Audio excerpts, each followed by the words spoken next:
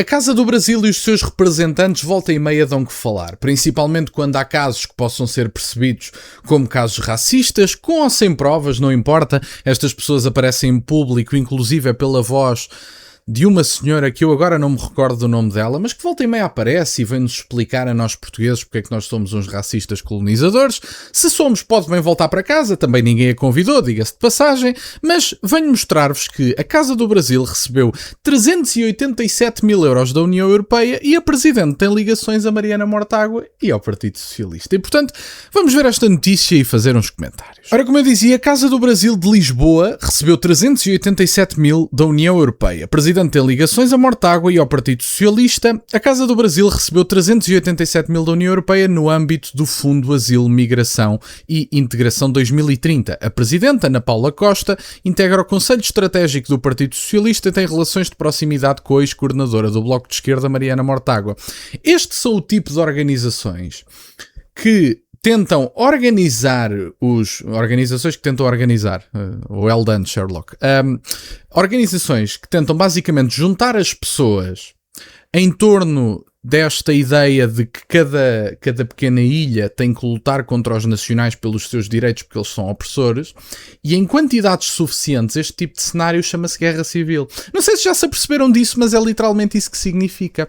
Quando grupos cada vez mais expressivos na sociedade portuguesa, em termos numéricos, se juntam em termos organizacionais, têm organizações, têm até partidos, começam a criar partidos quando têm números suficientes e começam a lutar contra os nacionais pelo seu espaço.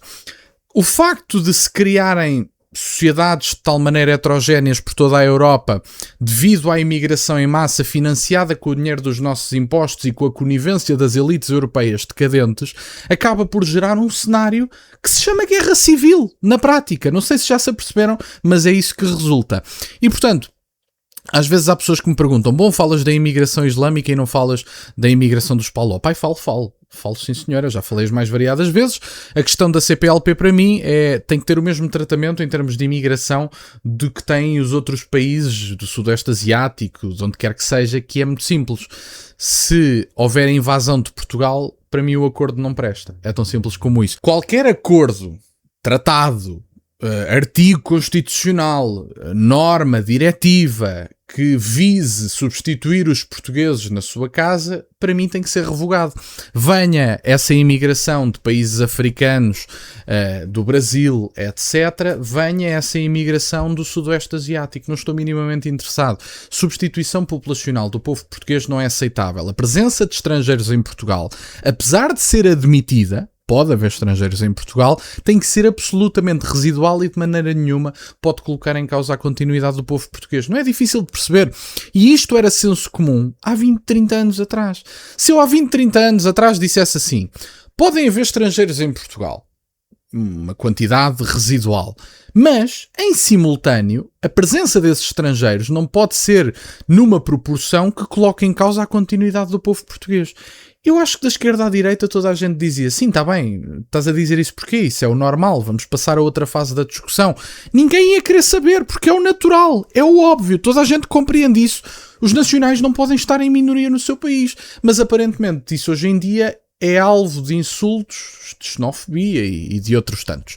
No âmbito dos projetos da Casa do Brasil de Lisboa, surge o Gabinete de Orientação e Encaminhamento, que faz parte da rede CLAIM, Centro Local de Apoio de Integração de Imigrantes, e em parceria com a Câmara Municipal de Lisboa, no âmbito do Plano Municipal de Imigrantes de Lisboa 2018-2020, que oferece orientação e encaminhamento no que se refere à regularização e legalização em Portugal, bem como os acessos aos serviços públicos e privados, como por exemplo saúde, educação, justiça, segurança social, entre outros.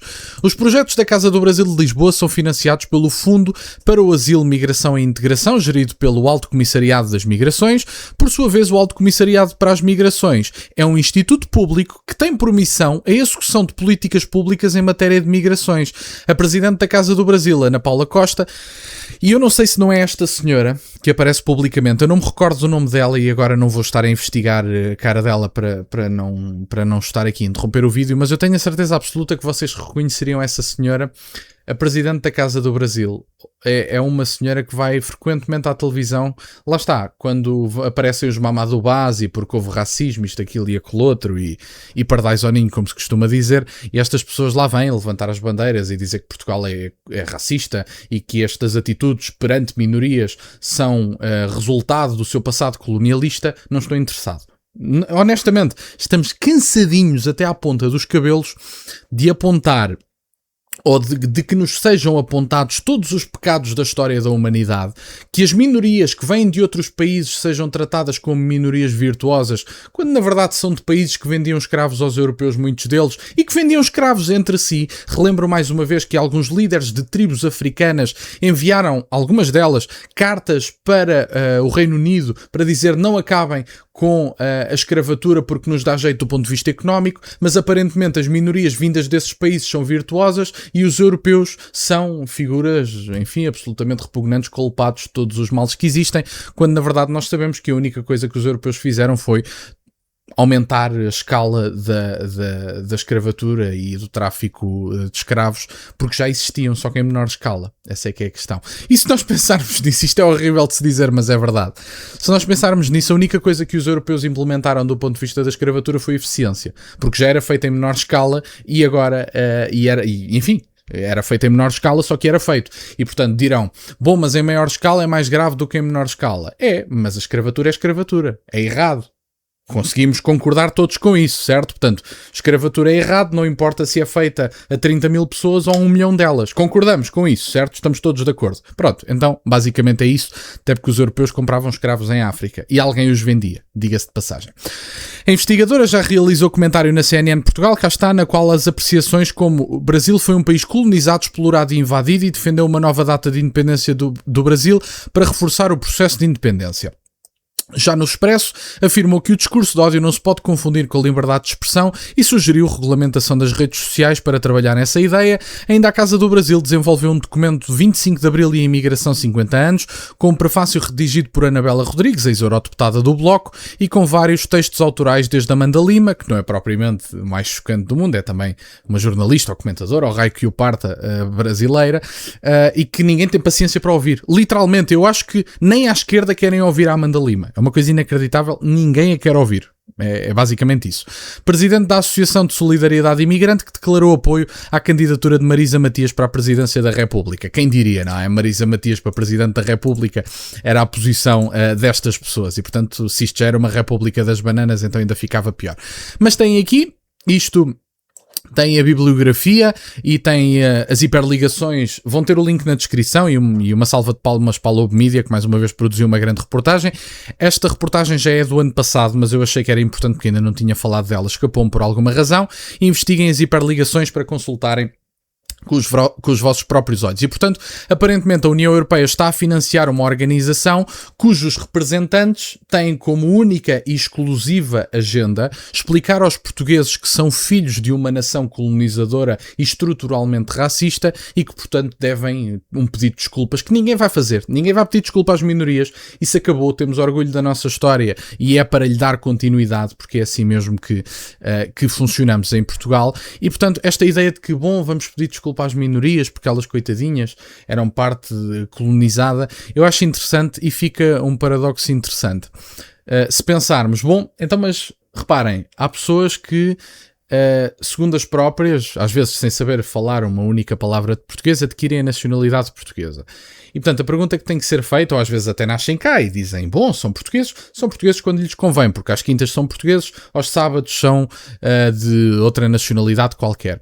Mas pergunto, por exemplo, sei lá, Eva Rap Diva, que diz que é 100% angolana e 100% portuguesa, 100% duas coisas, não é possível. Mas, enfim, já nem lhe vou explicar isso porque a matemática à esquerda sempre falhou um bocadinho. Mas pergunto à Eva Rap Diva. Ela dirá, bom, Portugal foi um país colonizador e ela concordará que somos estruturalmente racistas. Então a Eva Rap Diva está do lado de quem paga ou está do lado de quem recebe? Ou vai pagar e receber? Eis a questão, não é?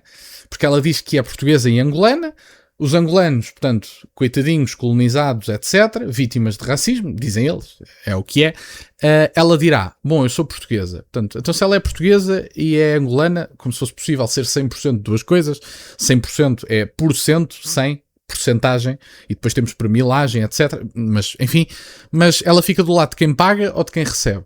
E vai pagar a quem? E outra questão, também é importante. Se fizermos testes de ADN e descobrirmos africanos que têm como ascendente pessoas que vendiam escravos aos europeus, esses africanos vão pagar ou vão receber? Fica outra questão. Deixo uma última questão adicional. Os brasileiros que nasceram depois da independência têm que pagar ou receber? Porque, como sabem, o Brasil manteve a escravatura depois da independência. Portanto, têm que pagar ou têm que receber? Ou ficam dos dois lados também? Porque têm, se calhar, antepassados escravizados e têm antepassados colonizadores. E se vocês tiverem 50-50 dos vossos antepassados, que uma parte foram escravizados, a outra parte foram donos de escravos, como é que vocês ficam? Pagam e recebem? Fica quitada a dívida porque 50-50 não pagam nada? Eis a questão. Era interessante pensar nisto. Isto é tudo um não assunto. Ninguém vai pedir desculpa pela nossa história. Temos orgulho nela. Os inúteis que nos governam, se tiverem vergonha da história, nós não nos revemos nesses inúteis. Ninguém vai pedir desculpa a qualquer minoria. Vamos celebrar a nossa identidade e torná-la próspera. E vamos repatriar em massa um conjunto de pessoas que acham que Portugal é um conjunto de racistas e colonizadores. Se não saem pelo próprio pé, então serão feitos sair. Era isto que eu tinha para partilhar no dia de hoje. Fico-vos grato que estejam desse lado. Deixem só o gosto neste vídeo e subscrevam o canal. Tem as minhas redes sociais e o MBWay na descrição, por acaso de quererem fazer alguma doação. E nunca se esqueçam, meus caros, questionem tudo. Até à próxima.